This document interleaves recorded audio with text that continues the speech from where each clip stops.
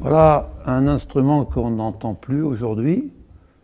C'était l'ancienne forme du luth, du oud marocain, tel qu'il a été joué dans la musique andalouse, mais également dans le melhoun, donc dans les musiques savantes et également dans les musiques populaires, jusque dans les années 1920-1930.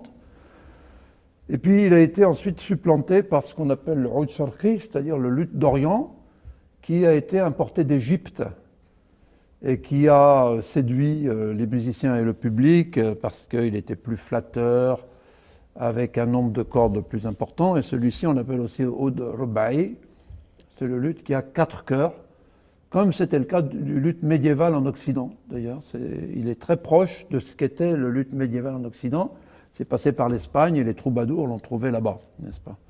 Voilà, donc ce luth est d'abord, il est grand. Il a une particularité, c'est qu'on dit Teglis ba'd al-khadma, ça veut dire il s'assoit après le travail. Quand il a travaillé, ensuite il peut s'asseoir. Ça veut dire qu'il a un fondement plat que les autres n'ont pas, on peut le reconnaître comme ça. Voilà. Il est légendaire dans le sens où il évoque tout un arrière-plan très subtil de la musique savante marocaine, la musique andalouse, en particulier la théorie des humeurs qui existait dans la médecine médiévale de l'Orient et de l'Occident. Donc on teignait ces 4 cordes de couleurs différentes pour rappeler que chacune correspondait à une humeur. Donc la première c'était la bile jaune, ensuite on avait le sang, ensuite on avait la bile noire, ensuite on avait le flegme. Donc il y avait rouge, noir, jaune, blanc, qui sont encore, qui étaient à l'époque les 4 couleurs des mosaïques marocaines. Si vous allez dans l'Alhambra, qui représente évidemment la civilisation arabo-andalouse parfaitement, vous allez voir que les couleurs des mosaïques ne sont que ces 4-là, aucune autre. Et le costume du musicien marocain traditionnel aussi, c'était les mêmes. Djellaba blanche, tarbouche rouge, pompon noir et belra, c'est-à-dire babouche jaune. Voilà. Donc il y a tout un arrière-plan, si vous voulez, qui était aussi la base de la classification des modes pour la musicothérapie. Donc il y a tout un monde qui est caché derrière cet instrument qui n'existait plus. Et bon, j'en avais eu la trace dans les livres du fameux Chotin, quand j'étais au Maroc dans les années 70 à Fès. Et je me suis mis sur la trace et j'ai trouvé quelqu'un qui était capable de le reconstruire. C'était le luthier Ben Harbit, Mohamed Tahar Ben Harbit al-Alami, comme c'est écrit à l'intérieur. Et voilà, et donc il a bien voulu accepter de le refaire parce qu'il avait le moule, c'est-à-dire la forme massive de bois sur laquelle on plie les côtes pour avoir, voilà, de ses ancêtres, il avait encore le moule. Et c'est la raison pour laquelle il a accepté de le faire.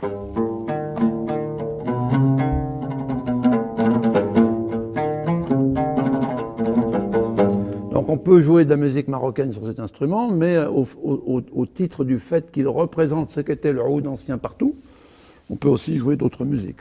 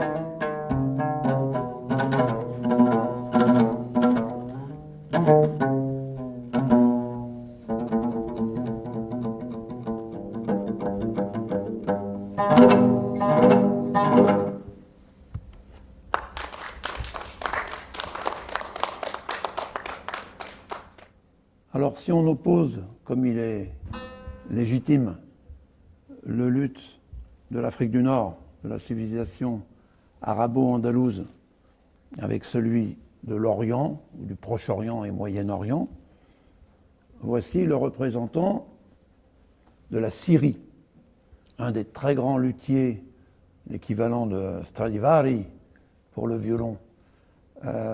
Chaque pays d'Orient a eu son Stradivari, si vous voulez. L'Égypte, la Syrie, la Turquie, le Liban, chacun a eu son grand luthier. Et celui de Damas, c'est une lignée de plus de 200 ans qui s'appelle la famille Nahat. Nahat qui veut dire sculpteur, parce que l'ancêtre était sculpteur sur pierre, et de la sculpture sur pierre, il est passé, ce qui était très pénible quand il est devenu vieux, il est passé à la sculpture sur bois, et de la sculpture sur bois, il est passé à la lutherie. Et la dynastie s'est terminée dans les années 60, parce que dans les années 55, ils ont émigré, les derniers luthiers de la famille ont émigré vers le Brésil. Bon, j'ai raconté tout cela dans un livre qu'on peut trouver, qui s'appelle Un luth mythique de Damas. Alors voici un nahat qui a été fait dans les années 1900.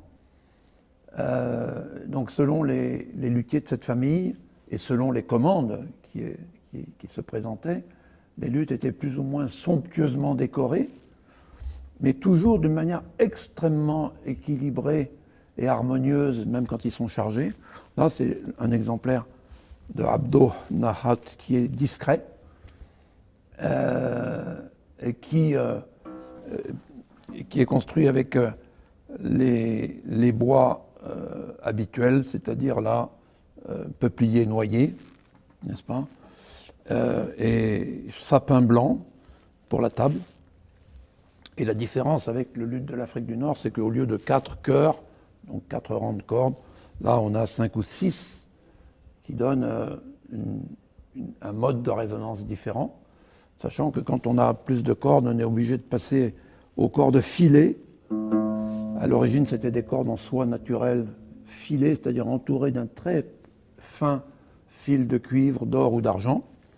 Voilà, là il y en a en métal blanc et là en cuivre, si vous voulez. Et les cordes aiguës toujours en boyau, et quelquefois en soie, en particulier pour la chanterelle. Voilà, alors qu'aujourd'hui on joue des cordes synthétiques, évidemment, qui ne cassent jamais, qui sont très constantes, mais qui n'ont pas la même richesse harmonique.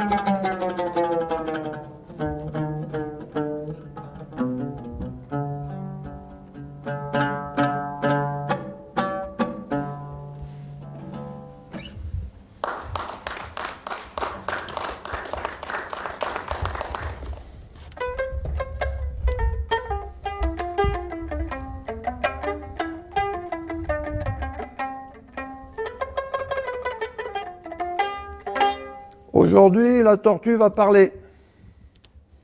D'habitude, elle ne dit rien. Voilà.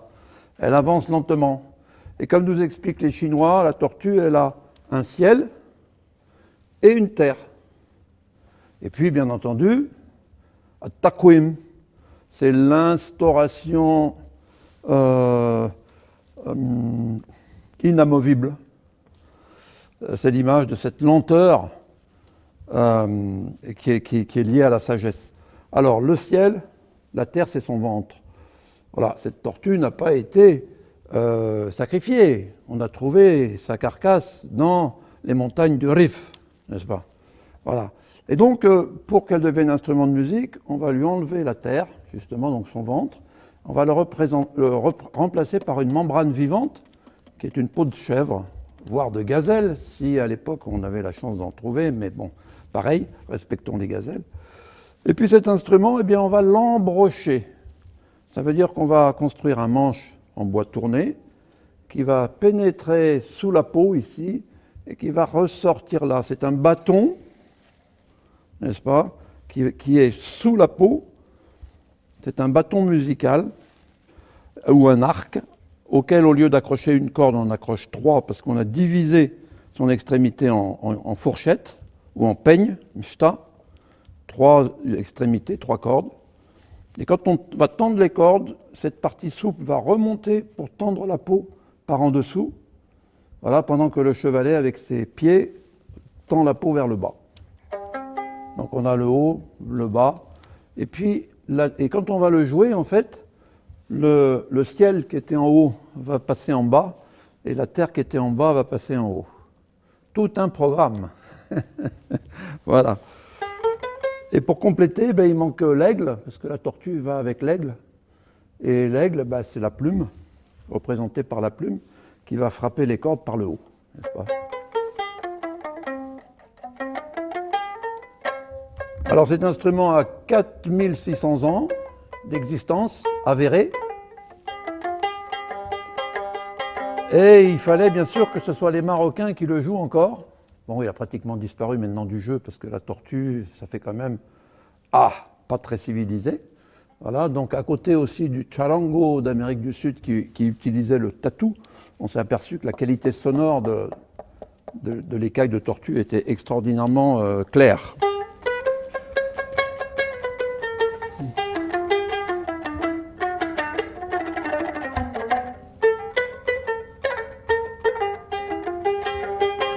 Donc les derniers qui ont joué ça, c'était à Marrakech sur la place Jmalfna. Les hallaqis, ceux qui savent former le cercle des spectateurs pour leur chanter des chansons improvisées, ou pas, ou leur raconter des histoires, la halqa.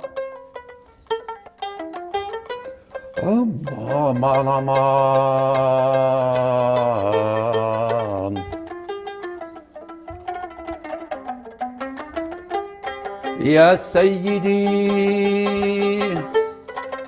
يا مولانا خير اسمعوا على حديثي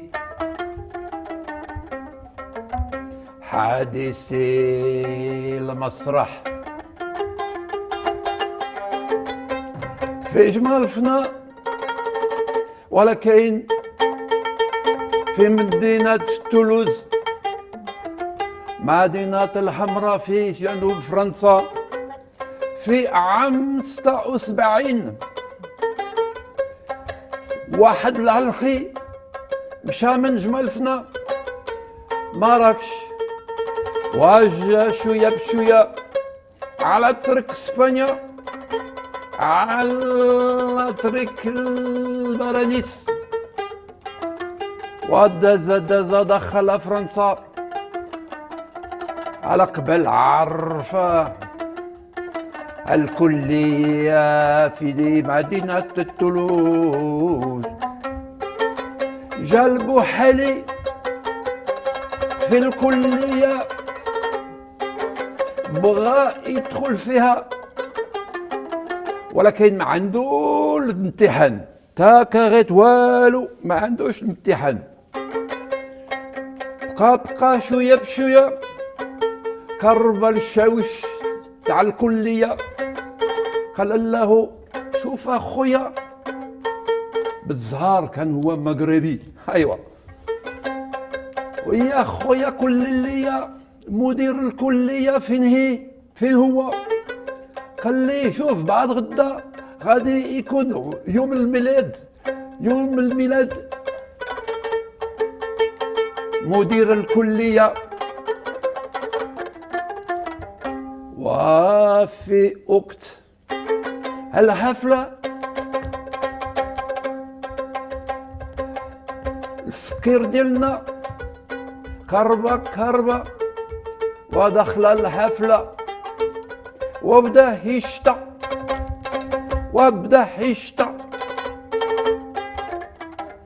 حتى المدير الكلية قال لي شكون هذا؟ شكون هو؟ هذا كان الفقير حبيب. قربة شوية بدا يتكلم مع المدير وقال لي يا المدير لا خليك المدير، بغيت نكون سجول في الكلية، بغيت نقرا معكم. وشوية هو جلس في القسم.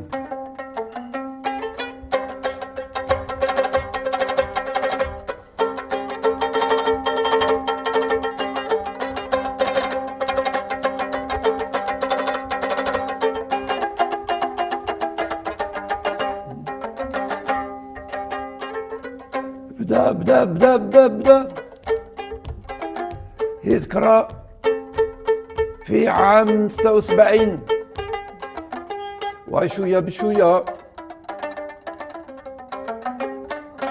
وكان هو مسجل ونجا الامتحانات نجح هو شوية هو يبان أستاذ في الكلية. أول مرة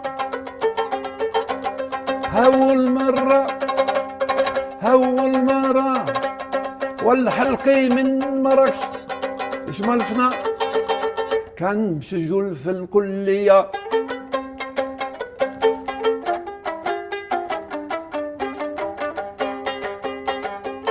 واليوم حبيبنا كان هو مدير في الكلية، مدير المسرح.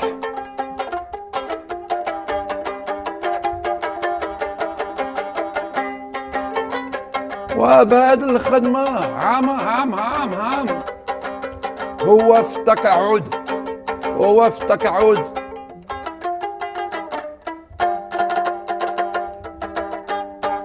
ومن مرة بنا شكون بنا إلا ليو. اليوم ليو مدير المسرح، ولكن باش يفهم الكلية، باش يفهم القضية شنو خصو يدير، خصو يمشي ويجلس في مراكش في جمال فنا.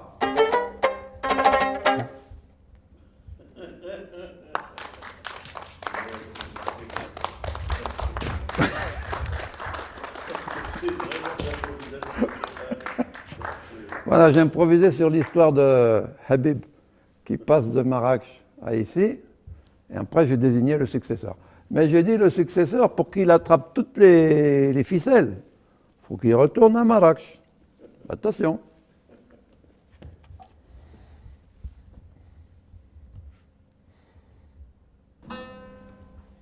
Alors après les luttes qu'on appelle les luttes à manche court, parce que la proportion entre la caisse et le manche est celle que vous avez vue avec le oud de Damas, par exemple.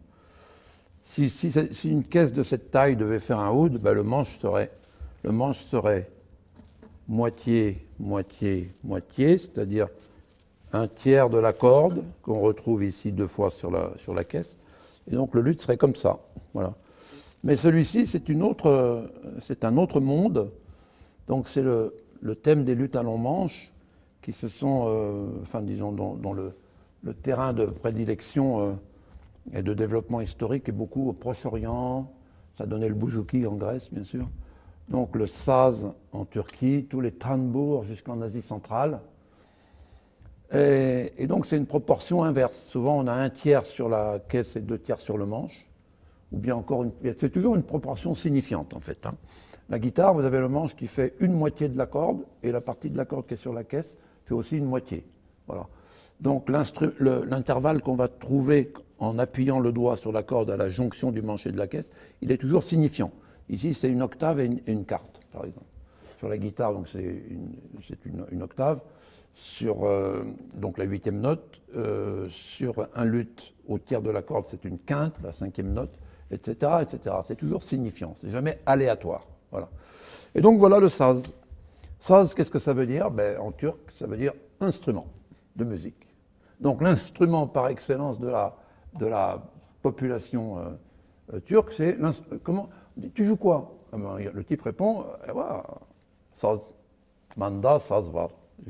Chez moi, c'est le saz. Ah ben, c'est-à-dire l'instrument, c'est-à-dire ça, par excellence. Voilà.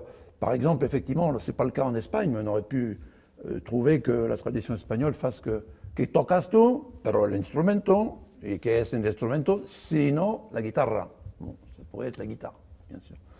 Cela dit, il y a aussi un luth populaire qui s'appelle le bandurrias, qui pourrait être celui-là. Voilà, donc le saz, qu'est-ce qu'il a de particulier? Ben, c'est que c'est un instrument qui n'a pas, la caisse n'a pas d'ouverture. Il n'y a pas d'ouverture sur la caisse. Vous voyez que le luth a 3 ouvertures, ce sont des rosaces, qui sont ajourées, jamais ouvertes. Elles sont ouvertes aujourd'hui, c'est la modernité à partir de Mounir Bachir, si vous voulez, mais sinon c'était toujours des rosaces ajourées. Il y a des raisons esthétiques et des raisons sonores à cela. Et le saz, c'est un instrument dont la caisse est complètement fermée. Alors vous me direz-vous, ben, bizarre, il ne va pas sonner. Ah ben si, parce qu'un instrument ne sonne pas parce qu'il a une ouverture, il sonne parce que les fréquences vibratoires, admettons que là ça vibre à 800 par seconde, 800 vibrations par seconde, admettons, qu'est-ce qui va se passer? Ces 800 vibrations par seconde vont passer dans le chevalet, ce petit pont qui est ici, et par les pieds, le chevalet va retransmettre à toute cette surface qui s'appelle la table d'harmonie la même fréquence de 800 par seconde. Et à ce moment-là, au lieu d'entendre le son par le fait que l'air est ébranlé simplement par la surface de la corde, ce qui ferait un son presque imperceptible, eh bien c'est maintenant transmis, cette vibration est transmise à l'atmosphère par toute cette surface qui met l'atmosphère en branle, et puis ça vient toucher au fond de votre oreille un autre tambour, une autre membrane qui va vibrer à la même fréquence, et ça passe dans les nerfs, et vous percevez le son. Voilà. Donc tous les instruments, donc, ce qui veut dire que si une caisse est fermée, ça ne l'empêche pas de vibrer. Si elle est ouverte, elle va vibrer avec plus de liberté, parce que quand elle est fermée et que grosso modo elle descend en vibrant, la résultante des mouvements descend, elle va comprimer l'air à l'intérieur et le mouvement est freiné. Donc plus c'est ouvert, plus cette libération du mouvement est permise et ça va créer un son clair en fait, ça donne la clarté. Voilà. Donc le saz, voilà. Le saz alors il était joué avec des cordes en soie il y a longtemps, aujourd'hui on l'a monté avec des cordes en métal. Et c'est un instrument de paresseux intelligent. Qu'est-ce que ça veut dire? Ça veut dire que dans toute la Turquie, il y a 17 manières différentes d'accorder le saz selon ce qu'on veut jouer, de manière à jouer en étant le plus paresseux possible. Ça permet d'obtenir la couleur des modes avec le minimum d'effort. Voilà. Et ça existe dans plusieurs civilisations.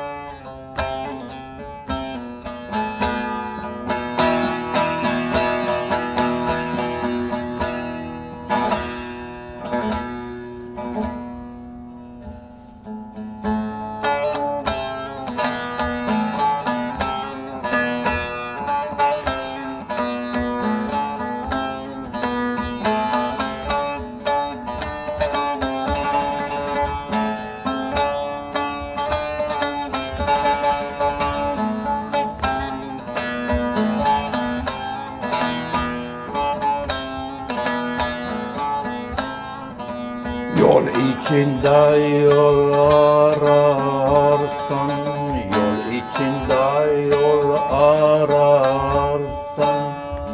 yol Muhammed Ali'nendir, yol Muhammed Ali'nendir.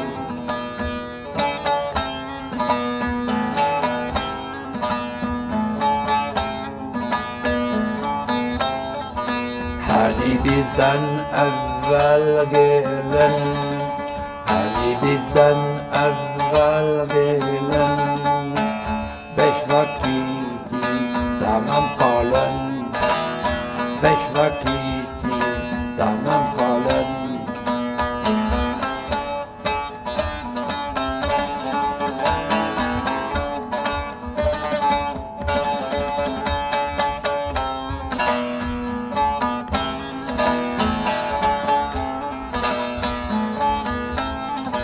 Hompamayıp pennar olan, hompamayıp pennar olan, Hel Muhammed Ali'nendir, Hel Muhammed Ali'nendir.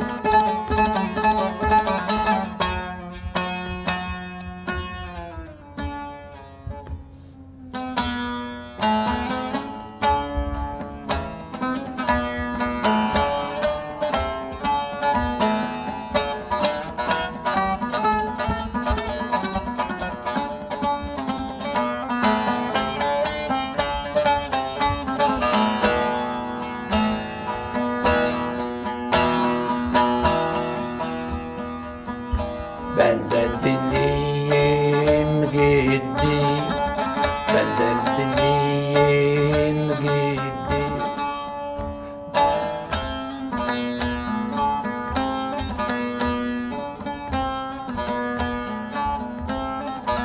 Hep mülkümü dost tuttu, hep mülkümü dost tuttu. Lisanım arma olsun, lisanım yakma olsun.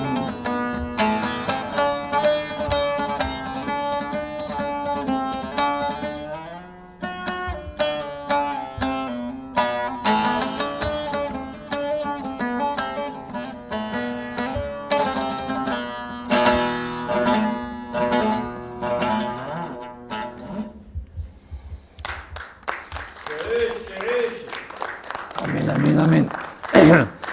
Alors, ben, comme la snitra, la tortue tout à l'heure, cet instrument, il est éminemment lié à la poésie.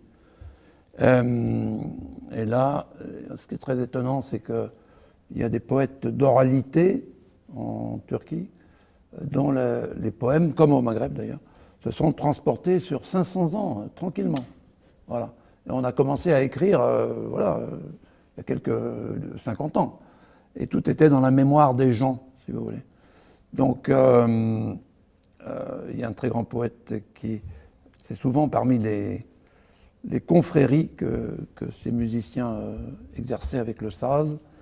Donc, et comme l'a dit Habib tout à l'heure, donc les musiciens étaient des musiciens errants qui portaient d'un village à l'autre les nouvelles, parce qu'ils étaient passés à Istanbul, ils étaient passés à Antalya, donc ils portaient des nouvelles, et bien sûr la chronique des mythes anciens et la poésie actuelle ou actualisée tout le temps. Voilà. Donc là, j'ai chanté deux extraits de poèmes, un qui parle des anciens et de leur détermination, de leur véracité, si vous voulez. Il y a une très belle expression qui dit « On parmaye pnarolan ». De leurs 10 doigts coulaient des rivières. Très belle image, de leurs 10 doigts coulaient des rivières. Et le poème commence par une énigme, c'est le thème de la route. Yol içinde yol ararsan. Si tu cherches la route, c'est comme si on disait, c'est très concis, si vous voulez. Voilà, c'est encore une caractéristique des poésies populaires, la concision, avec rien. En flamenco, c'est pareil. Voilà. Avec rien, on a tout. Voilà. Si tu cherches ton chemin, mot à mot, enfin non, en interprétant, mais avec très peu de mots, si tu cherches ton chemin, sache qu'il est caché dans la route.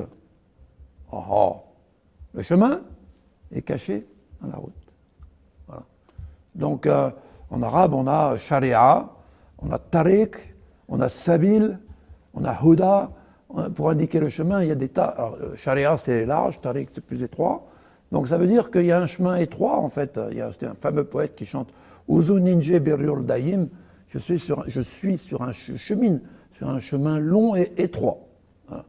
Donc, il y a le chemin qu'on perçoit, la route nationale, et puis il y a les chemins de traverse qui mènent dans les petits coins déterminants. Et là, il faut des suluk, il faut des voyageurs, c'est-à-dire des chercheurs. Voilà. Donc tout ça est caché dans le saz. Il y a beaucoup ce thème dans le saz. Et l'autre poème, c'était Benden Ben Liyim Giddi, de moi, le moi-même est parti. Pas mal pour un poète populaire. Hein. De moi, le moi-même est parti. Hep mulkemu dostutu. L'ami, en majuscule, s'est emparé de tous mes biens. Lisanum yarmaolsun. Lisanum, ça veut dire ma langue, mais ça veut dire pour un poète mon diwan poétique, qu'il soit venez voler mes poèmes. Il dit voilà, de moi le moi-même est parti parce que l'ami a pris tous mes biens. Donc vous, il me reste mes poèmes, venez les voler. Voilà.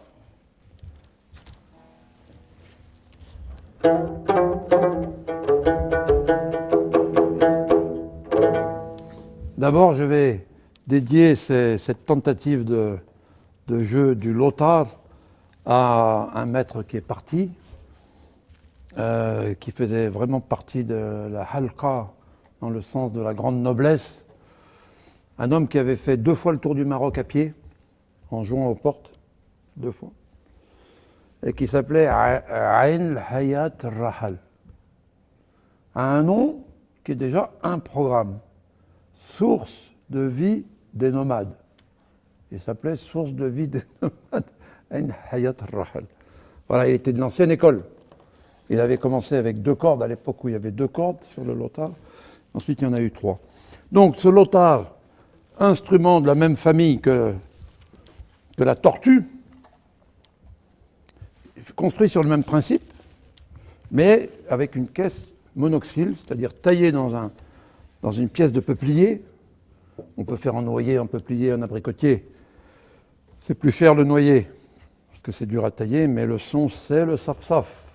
C'est le bois de l'eau qui donne une douceur. Et là, on voit très bien ce qu'on évoquait avec le bâton, ce luth qui est embroché sous la peau. On voit très bien le bâton qui dépasse ici. La branche de l'arc, qui doit être souple, vous voyez, voilà. Et qu'on retrouve dans beaucoup d'instruments africains, qu'on retrouvait dans les luths au temps des pharaons aussi. Voilà. Et puis, bien sûr, monter avec les cordes de boyau, faites directement à la main. Les derniers qui savent les faire encore sont les gnawa, qui jouent un instrument de la même famille, mais avec une caisse rectangulaire, et encore plus grand, si vous voulez, et qui, eux, le jouent avec le doigt, avec le pouce et l'index. Et là, la plume.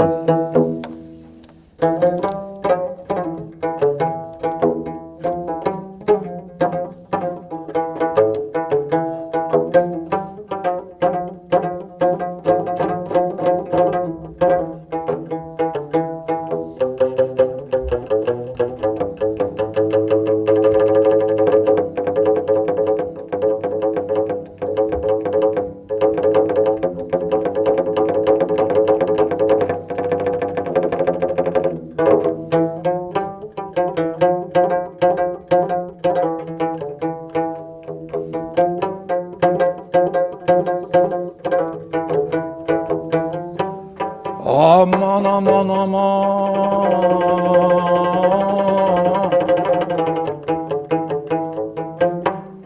Hal tafakkarun Hal ta'akilun Ala hadithi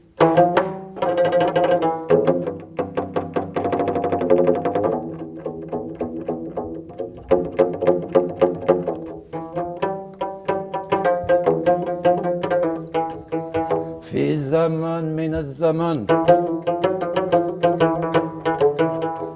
في زمن من الزمان عاش قال لنا عبد الرحمن عاش قال لنا عبد الرحمن المعذوب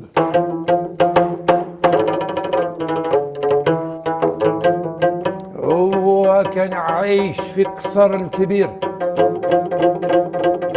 تمشي تمشي تمشي تمشي تمشي باللوطار تيقف قدام البيبان وتغني امان امان امان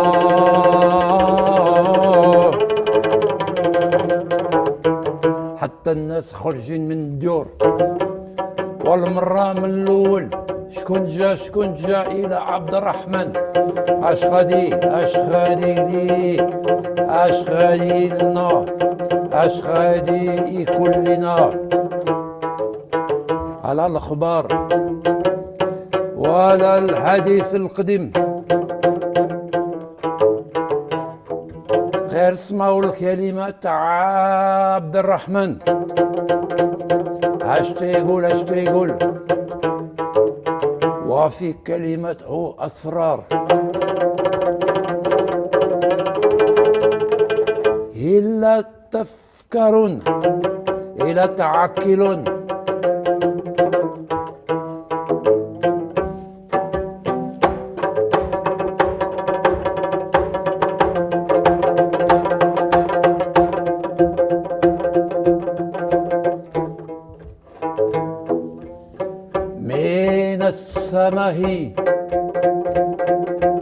من السماء ويت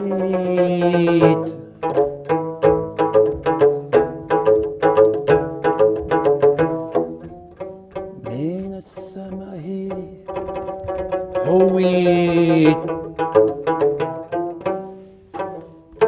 في الأرض استويت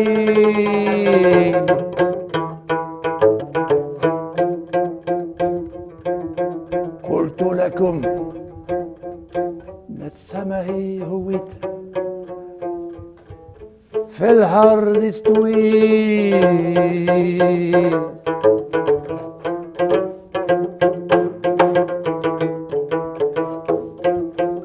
والعود اللي سقط والعود اللي سقيت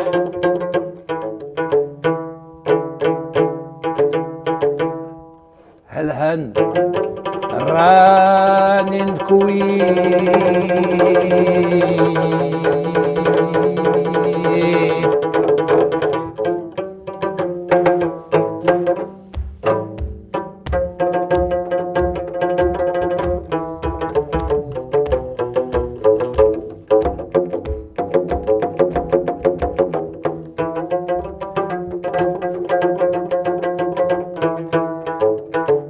تاني غادي نقولكم من السماء هويت في الأرض استويت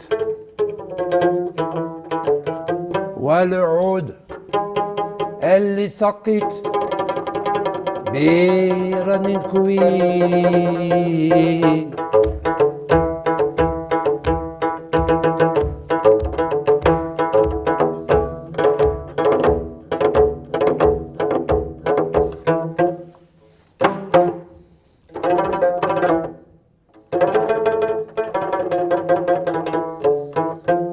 المحبة سلك الذهب المحبة سلك الذهب صافي من تنحس صافي من تنحس مولاها كيترتب باش يسلك الراس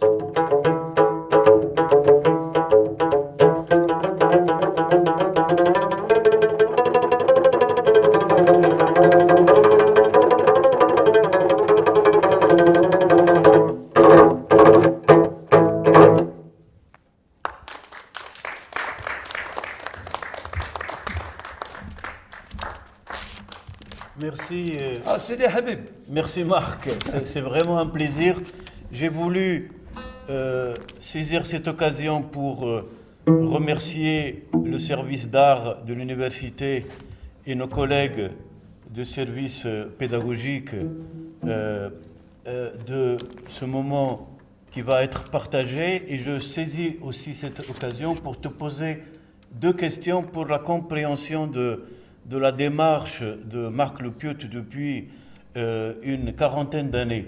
Ma première question est la suivante. Quelque part, ta source d'inspiration, ton maître qui t'inspire est installé dans la proximité de ton cœur. C'est le rossignol. En quoi le rossignol, pour toi, est considéré comme ton maître dans la musique? Alors, merci de la question, cher Habib. Alors d'abord, est-ce que je sais tout sur moi-même? Je n'en suis pas sûr. Mais on va essayer d'en faire sortir le minimum quand même pour eux. Bon. Alors le rossignol, certes, mais on n'arrive pas au rossignol comme ça. Autrefois, quand on lit les poètes du Parnasse, on dit « Oh, c'est joli, la belle, le rossignol, le jardin, c'est joli, c'est mignon, etc. » Mais on le lit d'une manière distanciée, précieuse. Et quand on se reporte aux poètes orientaux, qu'ils soient persans, turcs ou arabes, on va revisiter ce qui se passe dans le Parnasse pour s'apercevoir que même en Occident, jusqu'au XVIIIe siècle, les maîtres de musique amenaient leurs élèves au rossignol au printemps. C'est-à-dire que tout maître de musique sait qu'il est complètement pulvérisé et dépassé par le rossignol, donc il a intérêt à amener ses élèves s'il veut que ses élèves le dépassent lui-même ou s'élèvent. Le rossignol, c'est le maître de l'articulation. Cette articulation qui est nécessaire au langage parlé et qui est nécessaire, bien entendu, au langage musical, qui, lui, censément, devrait inclure toutes les articulations de toutes les langues, n'est-ce pas? Donc il y a cette préoccupation ancestrale du son, une analogie entre la production du son et l'apparition du monde, qui existe dans toutes les civilisations, que ce soit les civilisations musulmanes, avec en particulier le soufisme chez Jalaluddin Rumi, par exemple. Hein, donc il va nous mettre la flûte, le ney en exergue, comme réminiscence du paradis perdu. Voilà. Tous, et les Chinois également, et les Persans, et les Grecs, n'est-ce pas? Alors, oui, les Chinois sont assez allusifs, et les plus explicites sont les hindouistes, n'est-ce pas? Dans l'hindouisme, on a une théorie du son merveilleusement explicitée, et qui nous dit que le son humain, qu'est-ce que c'est que le son humain? Pour que vous ayez un son humain, il faut que vous frappiez. Il faut frapper, daraba. Il faut frapper, il faut émettre une cloche, une corde sur un piano, même un archet, d'une certaine manière, il frappe la corde, et bien sûr un plectre sur une corde. Et le son primordial, lui, c'est quoi? C'est le son non frappé. Concept de son. Le qayoum, un son qui est qayoumi, c'est un son non frappé. C'est un son éternel. Alors, qui c'est qui peut nous faire approcher de ce son éternel, sinon le rossignol? Enfin, le rossignol, et puis c'est la fauvette aussi, etc. Mais disons que le rossignol, il présente l'avantage, d'abord, de pratiquer beaucoup le silence dans son expression musicale, ce qui montre qu'il est un maître, de l'éloquence, parce que grâce au silence, la phrase musicale a plus de force. Donc, il pratique, et d'ailleurs, c'est chez Fariduddin Attar, les oiseaux se sont plaints à Dieu en disant « Mais tu donnes toutes les faveurs au rossignol, nous, il ne nous reste rien. » Et il a répondu « Mais vous êtes des bavards. C'est la logorée verbale, ça ne s'arrête pas. » Tandis que le rossignol, il a plus de silence. D'abord, il ne chante qu'une courte période dans l'année, n'est-ce pas? Il chante un mois, pas plus, par an. Et dans ce mois, lorsqu'il chante une minute, il va laisser au moins 30 ou 40 secondes de silence. C'est pour ça que Il est le roi de l'éloquence et le roi des faveurs. Alors bon, je reviens à mon misérable cas, comme diraient les Japonais.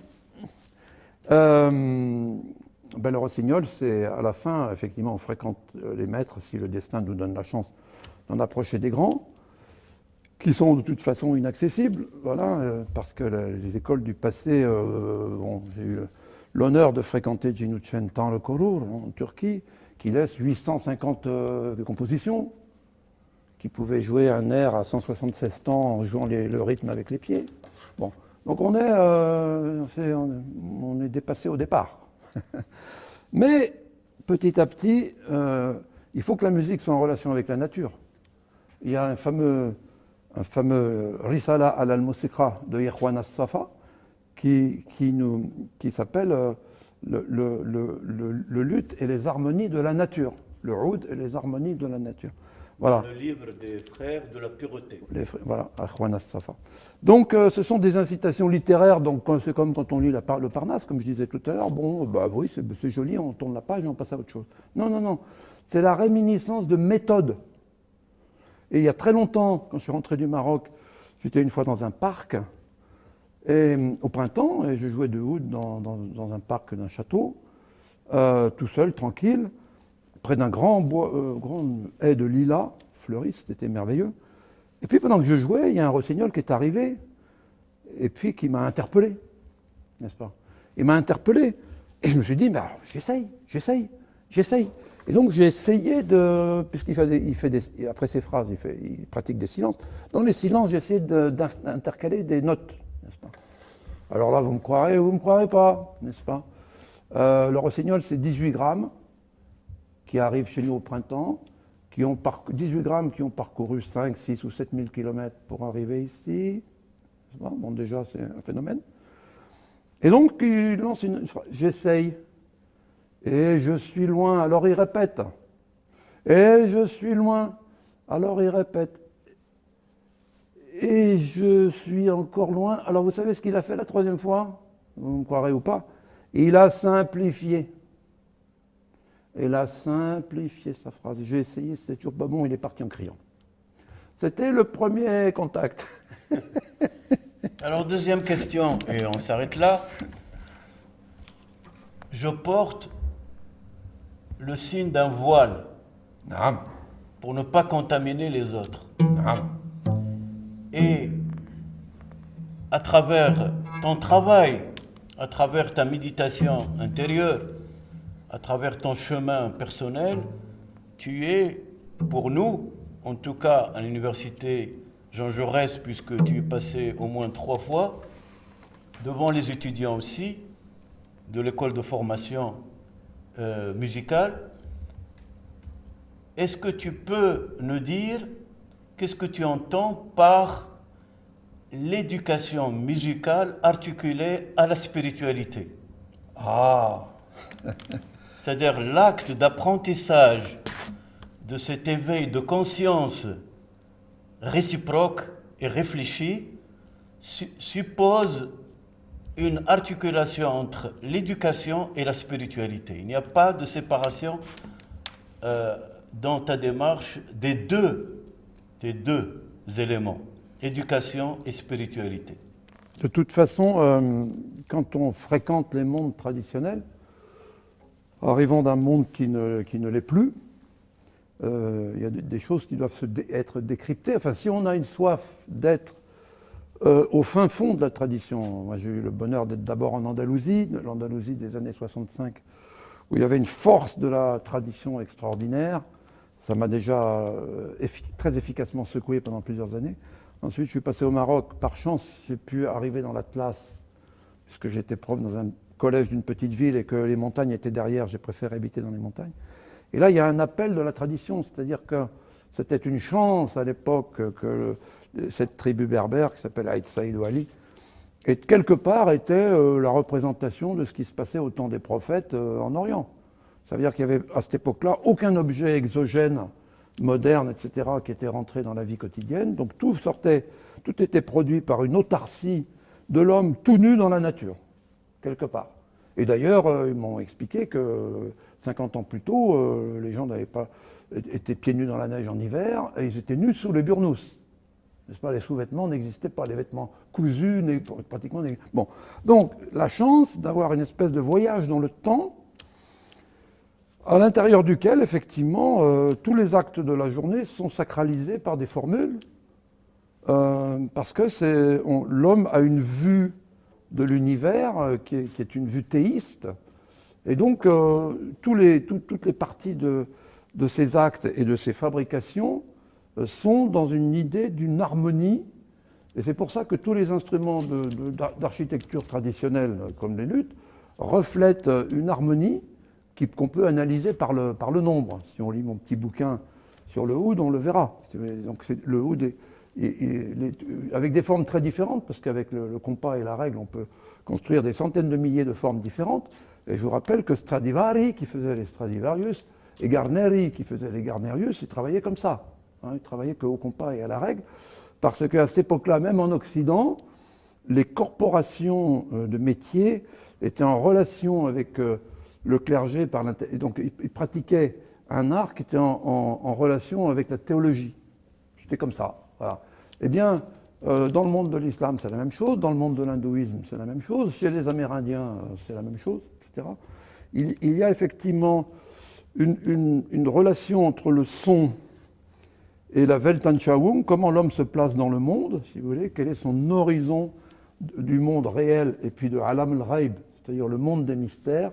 Est-ce que le musicien prend le monde des mystères en compte ou pas? C'est déjà une chose. En Occident, bien sûr qu'un musicien est normalement plus sensible que l'homme qui ne le serait pas, normalement. Et donc, il va vers le subtil. Les idéologies d'aujourd'hui nous disent « Ah, ben le subtil, c'est le monde de la psychologie. » Voilà. Et alors, les doctrines orientales liées au son et à l'exploration des mondes subtils, elles sont plus perspicaces. Et en général, elles nous parlent de 5 échelles de subtilité en partant du monde matériel. Voilà. Et celui qui explore le son, quelque part, s'il a eu des maîtres traditionnels, il est invité à emprunter ce chemin d'exploration. Et puis il le fait s'il veut ou s'il ne veut pas. Et s'il ne veut pas, il ne le fait pas. Voilà. Donc il y a tous les cas. Il y a tous les cas. En tout cas, l'exploration de la musique traditionnelle, si on est sincère et qu'on pose des questions en direct, c'est ce genre de réponse qu'on va avoir. C'est des réponses qui relèvent d'une science des mondes subtils. Merci beaucoup. Vous le voyez bien que Marc Lopius, dans cette période de drame des effets du Covid, donne une réponse à la jeunesse pour les années à venir. Merci à la DETIS qui nous a accompagnés dans l'amitié. Merci à mes collègues du service art et culture de m'offrir cette occasion pour présenter un grand maître de l'art traditionnel, musical, dans cœur à cœur et sadr à la sadr. Sadr à la sadr. Voilà, le cœur.